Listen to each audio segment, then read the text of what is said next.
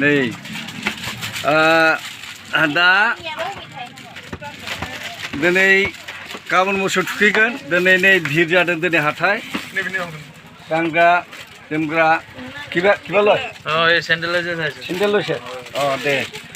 ओमफ्राय बेदिनो बर'फ्रा बायदों नै आरो बायफैनो हागोन गोदान गोदान माल आरो एसे खम दामावनो हरगोन दा नोंनि आरनायफ्रा बेसेबां बेयो 450नि दं 600नि दं मोनसे 450नि दं 600नि दं दामि दामि नै आरनाय बायफैनो हागोन नै ओमफ्राय बिसना सादर मोनगोन बिसना सादर दं नै मुस्रि दं बे मुस्रिया जेनेबा सिम्पोल डिमापुरनि मुस्रि मोनगोन डिमापुरनि बेसेबां दाम बियो बेफोर खम 450 500 500 मुस्रिया जेनेबा डिमापुरनि आरो ओमफ्राय दाम बेड कभार 500 500नि मोनगोन डिमापुरनिया 1200 700 800 बिदिबो दं दा रायजोफोरखौ बायनो गोसो जायोबा बे मा होनो दखानखौ बे एरियाखौ खिन्थाना होदो एसे